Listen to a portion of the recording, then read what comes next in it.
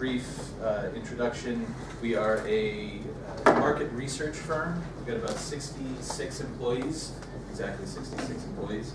I am the HR manager for the entire company, so I oversee the entire HR function, which includes a lot of different things. Christina asked me to come here today to talk to you guys, knowing that you're soon to be on the job market and have a lot of questions. Haven't been in that type of situation before, so I often say to myself at work, because I hire a lot of people right out of undergraduate, that I wish they had something like this, where somebody came in and kind of told them just the basics, just so they understand how to look for a job, find a job, what benefits mean, what's good, what's bad, all that type of stuff. So hopefully what I'm going to go over today is helpful for you guys. The slides that I have are pretty high level, so they just kind of go over basic ideas of HR, what you guys are most likely going to be interested in getting into the job market, and a lot of the information that I have is based on the questions, as Christina said, on the questions that you guys submitted through the forum or whatever it is that you guys use. So with that, I do encourage you guys, if you have any questions while I'm going through slides, just let me know. I mean, it's really, I want to give you guys the most useful information that I can. There's a lot to HR, so I'm not going to dive that deep into it, but I want you guys to get the information out of it that you need. So with that, go to the next slide. So first question is, what is human resources? So what do you guys, anybody just give me an idea of what you think of when you think of human resources and what the purpose is within any organization. Anybody want to take a stab at it? Kind of give guidance to people who are not really sure what they're doing. Yeah, sure, absolutely. That's one part of it. Anybody else? All right, we'll take that. You go to the next click through. So human resources is really where the needs of the business meets the needs of people. So HR is responsible for keeping the employees happy, but ultimately it's for the success of the business. So HR is kind of the face, the interaction between the people and the business. It's not necessarily, a lot of people might think, HR is just all about the employees, all about making them happy no matter what, and that's true. I mean, the business doesn't go on, isn't successful unless employees are happy, but it's always with the business in mind as well. So just keep that in mind when you're negotiating, when you're talking to companies, even when you're an employee. The function of HR is to make sure that the business is in good operation and employees are happy and everybody's working together towards a common goal of success. So, human resources includes a lot of different things. It's not just salary and benefits. So it's recruiting, separation. So I'm hiring people, firing people, employee relations. So culture, what make employees happy, any relationships that need mending, things that happen in interpersonal relationships that affect business or performance, things like that. Training and development, so we're most of the time responsible for making sure that employees are getting the proper training and development that they need to perform their job correctly, efficiently and effectively as well. Policy and procedures, so creating and editing, monitoring the rules and policies and procedures that the employees need to go along with. Benefits, obviously, health insurance, 401k, all that kind of stuff. Legal compliance, so there's a lot of rules, regulations, laws, things like that that are non-negotiable that HR is responsible for making sure the company abides by. And performance management, so keeping tabs on individual performance, making sure, and it goes along with training and development, making sure that people are getting the proper training that they need in order to perform at a high level. So, a lot of the questions that I got from you guys were looking for a job, how do I look for a job, things like that. What do I need to know, as well as the benefits part. So, looking for a job includes a lot of different steps, a lot of different things that need to go right in order for you to actually land a job. First off, resume writing and job postings. So really, it starts when you apply for a job. So you can apply for a job either online or just a friend of a friend or a parent or a friend of a parent or something like that. That would be maybe networking, but there's a lot of different ways of finding a job. Has anybody started looking for a job yet? Yeah?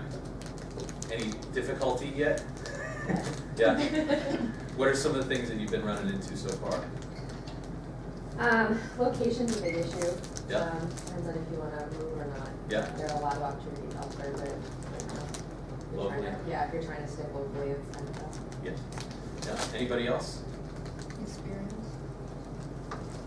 How do you find a job that requires experience when you don't have any experience? Pretty much all of them. 1 to 3 years, Yeah. 5 years, or Yeah. Yeah. Yeah. Yeah, it's tough. So hopefully, I'll give you a couple pointers that might help. When you're applying to jobs online, you find something that's 1 to 3 years of experience when you're just coming straight out of school. I would still encourage you to apply regardless. If you have like internship experience or project work during school that's applicable to the job that you're applying to, I would definitely put that on your resume. Make sure that stands out. Anything that you can put on there that shows that you have some sort of experience related to the job is going to help you. In those types of jobs that you mentioned as well, I would certainly try to find a connection, like a personal connection that you have. Like if you guys, how many people here are on LinkedIn? Anybody on LinkedIn? All right, use it. Definitely use it. It's a great way just to get introductions to people, friends of friends, 6 degrees of Kevin Bacon type of thing. Use your own personal networks, your parents, your friends, your neighbors, things like that. Those people will help you get into those jobs that you might not normally get attention for because you're just sending a resume, nameless resume. I'll have your name on it, but somebody that doesn't know you personally. When you are applying to jobs online, take a look at the job description itself. And I know you guys are all within the same kind of career path here as far as degrees go, but look at the actual job description because they're all going to be worded a little bit differently. And a lot of the times they don't have a person like me that's looking at every single resume that people send in. They're using computer programs and software that actually sort through the resumes, look for keywords. A lot of times that's, the software that they use will actually use the job description that's in the program, take out keywords or words that pop up a lot of times in the job description, and then match it to the resume, and then look at resumes and see how many keywords from the job description match the resume. And that's how they're going to, say, oh, this person is a 65 or 85% match. So tailor your resumes to the job description, the job postings that you're applying to. So I know it's a lot of work. It's not just taking one resume, like I got this resume down, I worked for weeks on it, and I'm just going to blast it out there to everything that I think I'm semi-qualified for. It's going to be worth the time to go to individually apply to each one of those positions based on the job description itself. Because of those software programs that are going to be picking out your resume compared to the job description, and before you can see somebody, a real person, it might not even get to that person. So make sure that you're optimizing your resume to the actual position that you're applying to. As far as resume writing goes, I mentioned earlier, trying to put on your resume the things that you think are going to be most applicable to that position that you're applying to, whether it's project work or internships or part-time work, summer jobs, things like that. Make sure that those are on there. The things that I look for when I'm looking at resumes and I'm deciding whether or not I'm going to call this person up on the phone, typos. If I see any red squiggly lines on the Word document, it's gonna take a backseat to the one that doesn't have it. So make sure look it over 100 times, send it to your friend, send it to your parent, do whatever. Have multiple eyes look at it to make sure that there aren't any typos.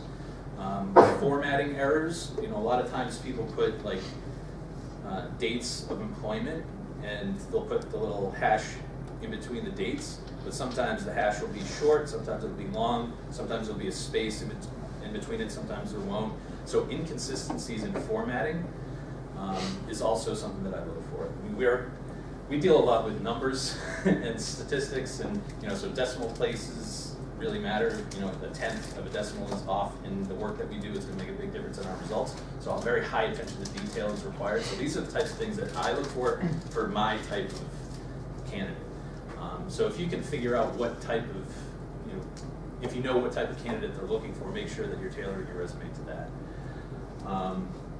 Other than that, good white space, you know, just make sure that it looks put together. If you have somebody that has an art degree or something like that, that's really good with composition, I would put your resume in front of them too. I don't want to see a resume that's a bunch of 8-point font and people just trying to cram as much information as possible into it. I don't have the time. I'm not going to look at it. So make sure that it's to the point, it's clear, and it looks, you know, organized at least. What was it? The other thing I would suggest, I already said to go over it with other people. Something else, I'll think of it. And does anybody have any questions, or has anybody started working on the resume? Well, I assume you've already started working on it, but anybody have any questions about the resume now? Anybody working on one right now? Yeah. So, like, you look over resumes all the time. Would you rather see like a one-page like resume with just like experience like tailored to that job, or like say like a 1-2-page resume with like all the experience? Yeah. Good. Just like that one page you'd rather see? Great question. I would rather see a one-page. I would rather see one page. That's the short answer. Long answer, if you do have a lot of other experience, I would condense it, tailored to the position that you're applying to.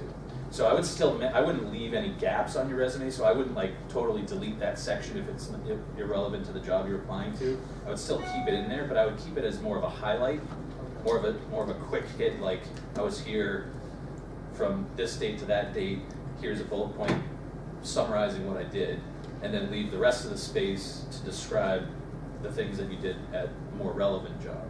That was the other thing I wanted to talk about, was when you're describing, when you're putting information on your resume, when it comes to the different positions that you have, try to quantify your success rather than just describing what you do. I mean, I don't want to see a description, I don't want to see a job description on your resume. That doesn't help me determine whether or not you're qualified. That just tells me what you were supposed to do. It doesn't tell me whether you did it or not. It could be your job description, but you could have sucked at it, you know? So I don't want to know that. I want to know that, you know, you were successful in this project, like you increased, you know, I know it's not relevant to you guys, but increased production from this % to that %, or efficiency, or if it's a sales position, you know, I increased my revenue, my sales from, you know, $1 million to $2 million in, you know, within 2 years, you know, so you quantify what you've done instead of just listing out what your job is, because that's not helpful. Can I speak to that, please? Yeah. I think that's exactly what we try to advocate when you're writing your resume. It's more not so much the description, but take a look at the outcomes, because this is outcome driven. Yeah, yeah. This is goal driven. These are the goals that we've been asking you to polish, looking at your outcomes. Clinical education is outcome driven. This is what you did, and this is how the return to play, the evaluation, the diagnosis, these are the catchphrases that they're looking for. We understand that you did football. What does that mean to you? Yeah. It means something different to everyone. I don't care. The overall, Harvard football, okay, I get it. But what did we do during that time? What kind of rehabilitation techniques did you use? Were you more interested in the hands-on grassy technique to you know, that's what you're looking for. So you were very focused in on the detail, Yeah. not so much field setup. That is that's way back clinical 1. this is where you need to be, so you're looking at outcome driven, you're looking at the goals that you obtain through this experience that you've been part of. Yeah, So, but yeah. thank you for that. The purpose of a resume is really your own personal billboard. It's to say, this is why I'm special. This is how I can make you successful. This is how I can help you with your goals as an organization. And that goes to interviewing as well. So, same thing, same concept applies. I don't, when I'm interviewing somebody, I don't just talk about the job that they had, describe what it is that they did day to day. That's helpful, so I know that they've actually had experience in it. But what I'm really interested in is how they're going to help me how they're going to help me be successful, how they're going to help my organization be successful, how are they going to make that school and their program be better. Those are the types of things that you want to concentrate on when you're interviewing, when you're writing your resume. When you're talking to people in an interview and they're asking about your experience, tell them about something that you did. Tell them a story. Tell them about how this kid broke their leg on the field, and I did this and that, and at the end, his recovery was that much quicker because I reacted this way, and blah blah blah, that sort of thing. So make it a story, make it real, to connect with the people instead of just describing things. Do you have a question? Yeah, we're gonna going off what you said, Yeah.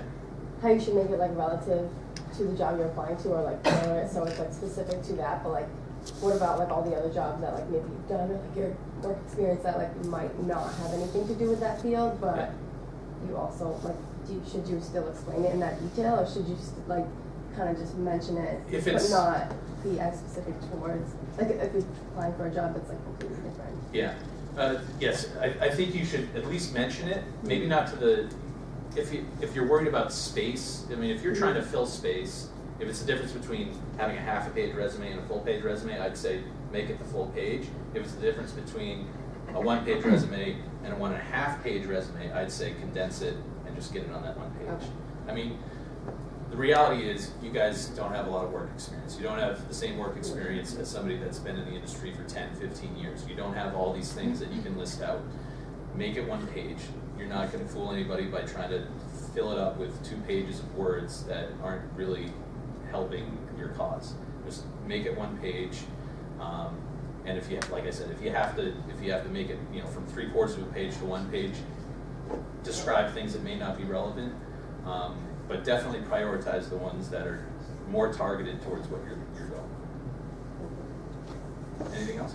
Yeah. So if you have, say you have 1.5 to 2 pages, Yeah. would you prefer less descriptions in order to get all of the relevant stuff on there? I would. Okay. Yeah. I mean, so I'll give you an example. We just posted a director of IT position for my company on the 6th. So that was about 2 weeks ago. I had 200 applications in the first 2 days. There's probably close to 500 at this point.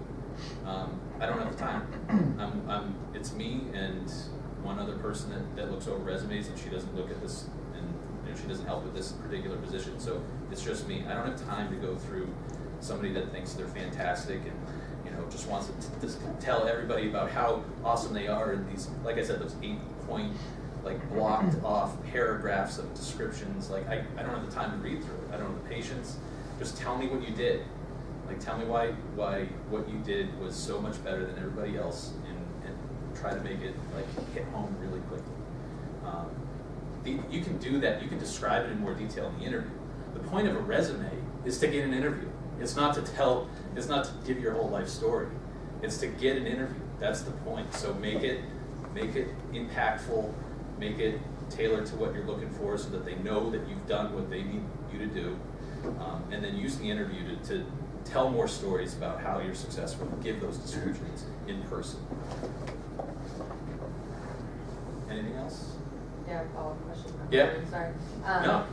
So, I'm not sure what your company is like, but do you have any insight as far as cover letters or statements of purpose, things like that? So, it depends. I think it depends on the company, the person that's actually reading it.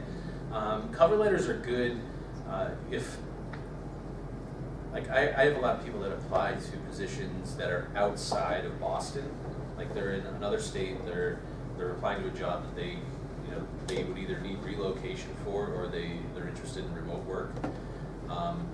If I look at, I'm going to the resume first, just to see if it's even worth looking at the cover letter, because I'm not going to read a page of a cover letter and then look at the resume and say this person hasn't even worked in this industry.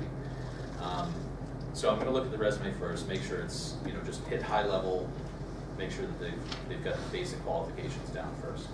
Then if that's up to par, interesting to me enough, then I'll read the cover letter. And if they're coming like from, if they don't address the fact that they don't live in Boston in the cover letter, and they don't say, like they should know well enough to say, you know, I'm willing to relocate on my own, I realize this position's in Boston, you know, or Minneapolis or wherever it is, but I'm really excited about this opportunity, think it'd be a great fit, I'd move there on my own, that sort of thing. Those are the things that I would look for in a cover letter.